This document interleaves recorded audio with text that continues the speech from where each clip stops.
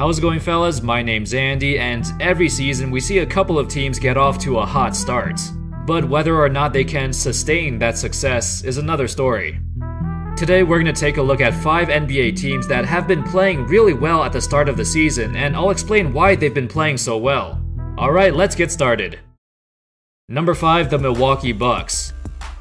The Bucks' offense looks way better this year than last year. Under Jason Kidd and his genius philosophy of shooting long twos, the Bucks struggled with spacing every year he was there. But with Coach Budenholzer, the Bucks have finally grasped the concept of spacing the floor. And as you can see from these clips here, there's so much room for Giannis now. Just like last season, Giannis got off to a hot start, but the real star of the show has been Chris Middleton. Middleton picked up right where he left off at the end of last season's playoffs, where he went off against the Celtics. And now he's still going off, with insane percentages across the board.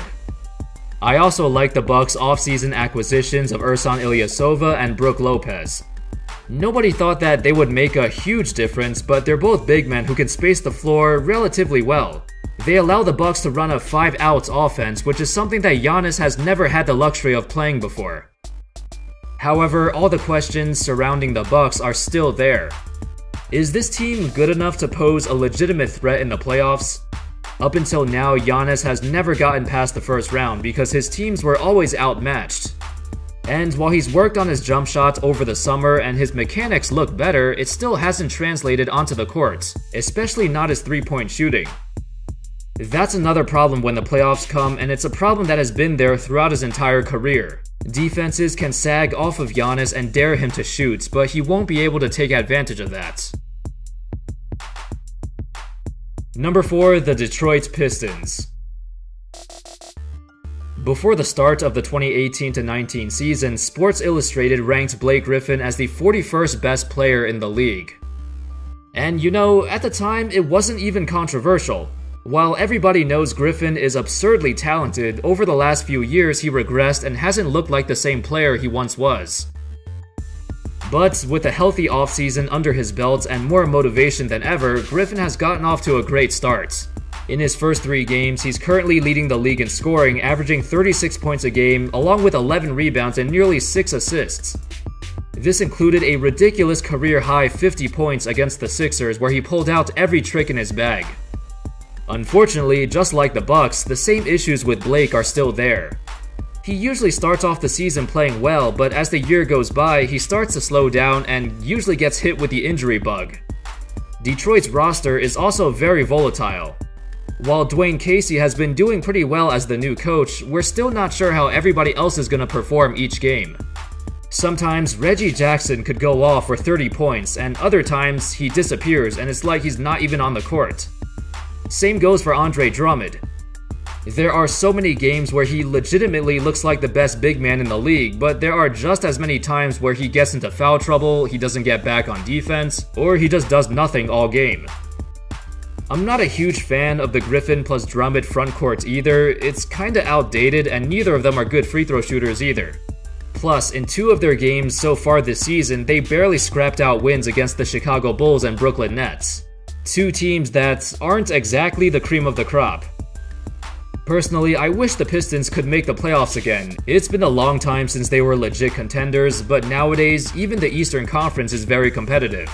Their success depends on how Blake performs, because when he's healthy, he's arguably a top 10 player in the league. Number 3, the New Orleans Pelicans. The Pelicans' early season success can be attributed to 2 major reasons: Anthony Davis and Nikola Mirotic. Davis has been going off, and if he continues to play the way he's playing now, he's going to win MVP for sure.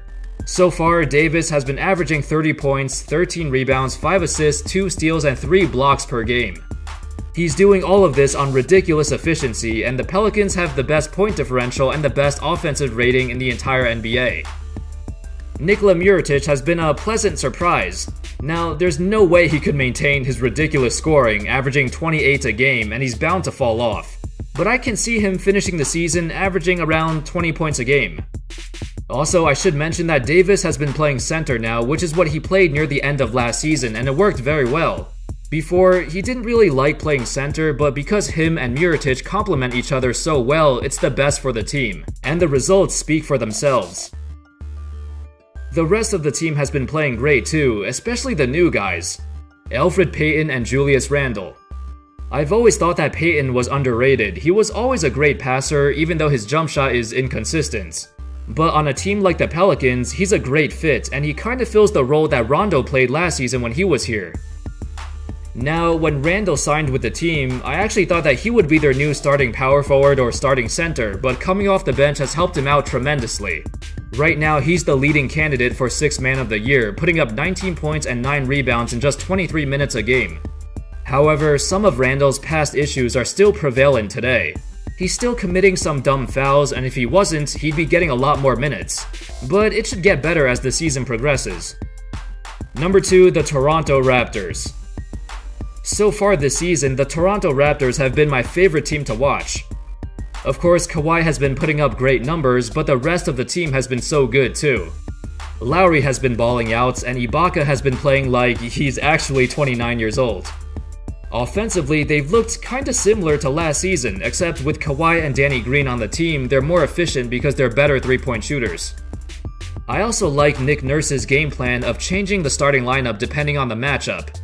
Sometimes Valanciunas will start at center, sometimes Ibaka will start at center, and so far Coach Nurse has made the right call. As of right now, their offensive and defensive efficiency have both been top 5 in the league, and whenever that's the case, the team is definitely a legit contender. Personally, I thought Greg Monroe would make a huge impact on the team, but it doesn't look like it. He's always been one of my favorite players, and I thought him signing with the Raptors would help them a lot. But so far, Monroe hasn't been getting any significant minutes, and he's not even part of the rotation. It was similar to last season too with the Celtics. He just fell out of the rotation because there are very few matchups that he could take advantage of. Monroe is just too slow. He's probably the slowest player in the league, and he's only 28 years old.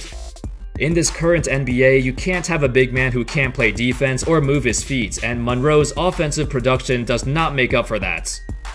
Either way, the Raptors are my early favorites to come out of the East and reach the finals. Number 1, the Denver Nuggets. Over a year ago, I made a video about Nikola Jokic and how he was breaking advanced stats. However, his 2017-18 campaign was good, but it wasn't as good as everyone expected. But this season, it looks like he's about to make the jump. In his first 4 games, he averaged 23 points, 10 rebounds, and 7 assists per game with fewer than 2 turnovers.